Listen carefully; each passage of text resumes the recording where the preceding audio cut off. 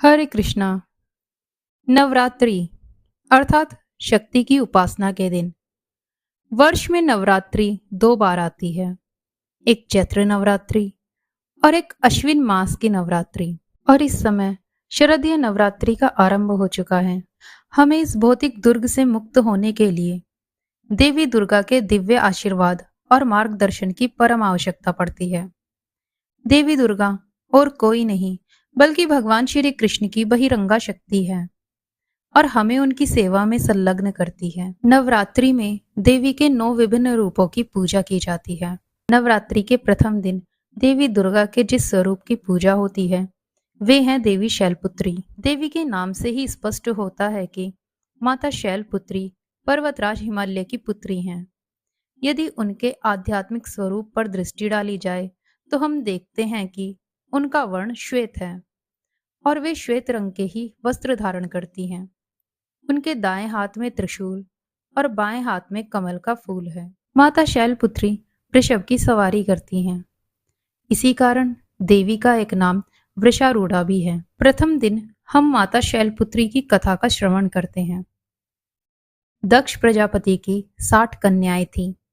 इनमें से सती नाम की कन्या का विवाह दक्ष की इच्छा के विरुद्ध भगवान शिव से हुआ था। एक बार दक्ष प्रजापति ने एक महान यज्ञ का आयोजन किया और उसमें भगवान शिव और माता सती को छोड़कर सभी देवी देवताओं को आमंत्रित किया गया। जब देवी सती को यह समाचार मिला तो वे अपने पिता के यज्ञ में जाने के लिए बेचैन हो गई। भगवान शिव के मना करने पर भी वे नहीं रुकी और अपने पिता के यज्ञ में पहुंच गई। जब दक्ष ने माता सती के समक्ष भगवान शिव का अपमान किया तो वे सहन नहीं कर सकी और उन्होंने अग्नि में अपनी देह भस्म कर डाली। सती के वियोग में महादेव ने भी वैराग्य धारण कर लिया और वे घोर तपस्या में लीन हो गए। इन्हीं दक्ष प्रजापति की एक पुत्री और थी जिनका नाम स्वधा था। स्वधा का विवाह पितरों के साथ हुआ था। इन पितरों की 3 मानसी कन्या थी, मैना, धन्या और कलावती।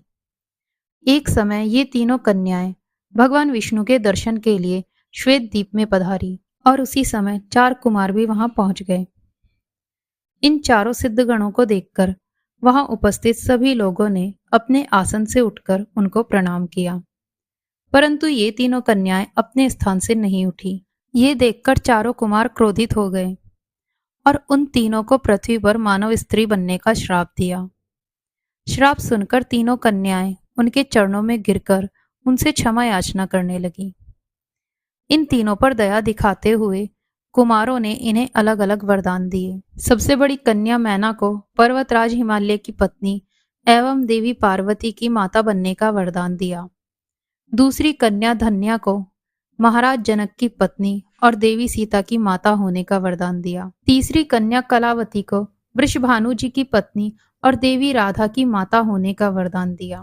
वरदान के अनुसार प्रथम कन्या का विवाह पर्वतराज हिमालय से हुआ। विवाह के पश्चात सभी देवता उनके पास आए और उन्हें कठोर तपस्या करके जगत जननी जगदम्बा को प्रसन्न करने एवं पुत्री रूप में प्राप्त करने का अनुरोध किया, क्योंकि उस समय देवता तारकासुर नाम के राक्षस के कोप से त्रस्त हो चुके थे, जिसे केवल महादेव का पुत्र ही मार सकता था। देवी मैना और राजा हिमालय तपस्या में लीन हो गए। देवी मैना सदैव ब्राह्मणों को दान देती, भक्ति भाव से देवी की आराधना करती। पवित्र गंगा के किनारे देवी उमा की मिट्टी की मूर्ति बनाकर उन्हें अनेक प्रकार के भोग अर्पण करती, कठोर व्रत का पालन करती। तपस्या करते हुए उन्हें 27 वर्ष बीत गए। इतने लंबे काल तक तपस्या करने के बाद जगदम्बा मैना से अत्यंत प्रसन्न हुई और उन्हें दर्शन देकर वरदान मांगने को कहा। देवी मैना ने आग्रह किया कि वे स्वयं उनकी पुत्री के रूप में अवतरित हों। तब माँ दुर्गा उनके वरदान के फल स्वरूप राजा हिमालय के घर पार्वती के रूप में अवतरित हुई। हिमालय पर्वतों के राजा थे और पर्वतों को शैल भी कहा जाता है, इसलिए पार्वती का नाम शैलपुत्री पड़ा। उनका एक नाम हेमवती भी है। तो ये थी माता शैलपुत्री की कथा। आपको ये कथा कैसी लगी हमें कमेंट बॉक्स में ज़रूर बताएं। वीडियो को अपने परिवारजन और मित्रों के साथ शेयर करें। चैनल को सब्सक्राइब करें। जय माता दी।